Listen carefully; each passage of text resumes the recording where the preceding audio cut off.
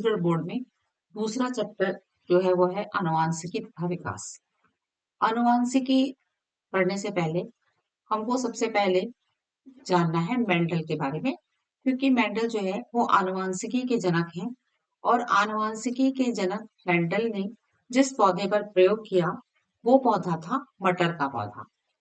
और मेंडल ने 7 लक्षणों पर अपना एक्सपेरिमेंट किया। और मेंडल एक ऐसे भाग्यशाली वैज्ञानिक थे कि जिन 7 लक्षणों पर उन्होंने काम किया वो सातों के सातों लक्षण अलग अलग गुणसूत्र पर पाए गए। इसीलिए उनके जो नियम थे वो सभी शुद्ध नियम थे। लेकिन बाद में इनके नियम से कुछ विविधताएं भी पाई गई और इनके नियमों को कुछ परिवर्तन भी करना पड़ा। तो सबसे पहले मेंडल का पहला नियम है प्रभाविता का नियम। मेंडल के प्रभाविता के नियम के बाद हमको बहुत सारे छोटे छोटे प्रश्न इस चैप्टर से बनने लगेंगे, जो 2 और 3 नंबर के प्रश्न आते हैं। तो सबसे पहले हम देखते हैं प्रभाविता का नियम। प्रभाविता के नियम के लिए मेंडल ने एक ऐसे पौधे का चयन किया जो लंबा पौधा था। लंबे पौधे को शुद्ध लंबा पौधा लिया। शुद्ध लंबे पौधे को मेंडल ने कैपिटल टी और कैपिटल टी से दर्शाया और उसके बाद में फिर उसने बौने पौधे लिए। दोनों शुद्ध बौना था। शुद्ध बौने का मतलब है कि जो 2 लक्षण है, एक माता से आया लक्षण और एक पिता से आया लक्षण, दोनों एक समान लक्षण थे।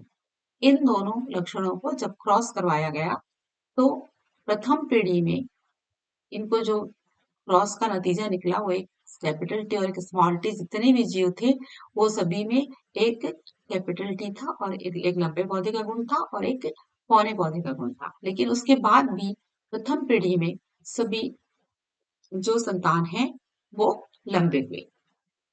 मेंडल के समय में सिर्फ क्रोमोसोम के बारे में मालूम था, जीन के बारे में पता नहीं था। लेकिन अभी जो प्रश्न आते हैं वो है कि एलील। एलील क्या?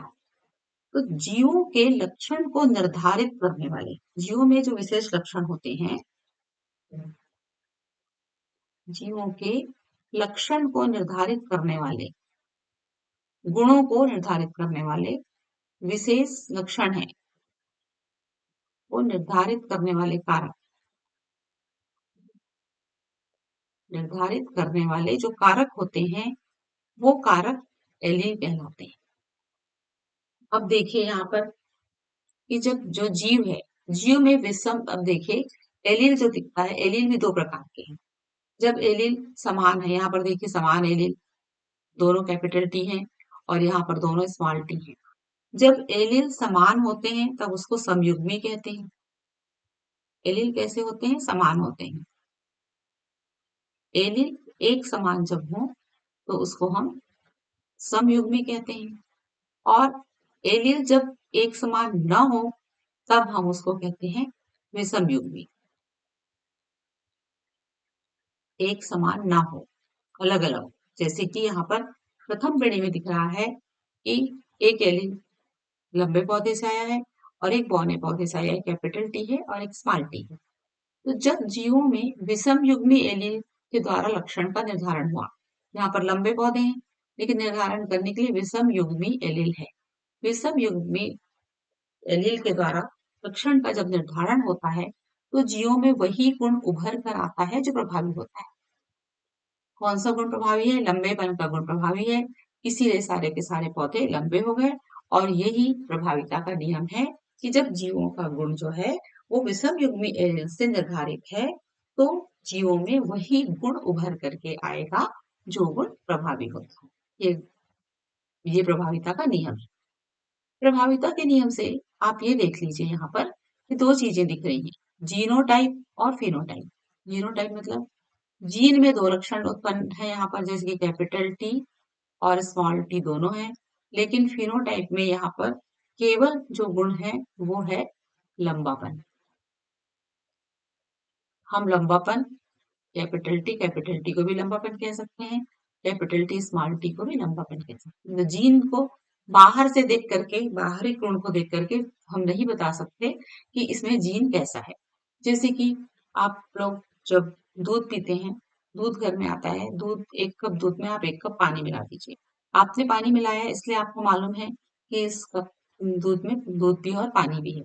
लेकिन यदि कोई दूसरा व्यक्ति उसको देखेगा तो उसको तो नहीं मालूम है, तो वो उसको बोलेगा कि ये दूध ही है। तो यही है जीनोटाइप, फिनोटाइप। ये जो प्रश्न है समयुग्मी और विषमयुग्मी, ये प्रश्न आया था 2022 और 2024 में। एक और बहुत ही महत्वपूर्ण प्रश्न है, वो है टेस्ट क्रॉस। ये आया था 2021 में और 2023 में। हमको तो लग रहा है कि ये प्रश्न जो है वो इस वर्ष के लिए बहुत ही इम्पोर्टेंट प्रश्न है। ये प्रश्न है टेस्ट क्रॉस। टेस्ट क्रॉस का मतलब ये है कि प्रथम पीढ़ी में जो संतान उत्पन्न हुए हैं, इस प्रथम पीढ़ी के संतान को जब अप्रभावी जनक के साथ जब इसका क्रॉस कराया जाता है, तो क्रॉस कराने की जो विधि है उसको टेस्ट क्रॉस कहते हैं। और इस टेस्ट क्रॉस से हमको क्या परिणाम मिलता है कि 50% जो संतान है वो अप्रभावी जनक के समान ही होती है। इसी से पता चल जाता है कि कौन से जनक जो है वो प्रभावी है और कौन से जनक जो है वो अप्रभावी है। तो टेस्ट क्रॉस, ये प्रश्न 2021 और 23 में पूछा है। इसको एक लाइन में बताना है। जब एक पीढ़ी प्रथम F1 पीढ़ी के संतान का अप्रभावी जनक के साथ क्रॉस कराया जाता है, उस क्रॉस को टेस्ट क्रॉस कहते हैं। और इस टेस्ट क्रॉस में 50% संतान अप्रभावी शुद्ध अप्रभावी गुण को लेकर के जन्म लेते हैं।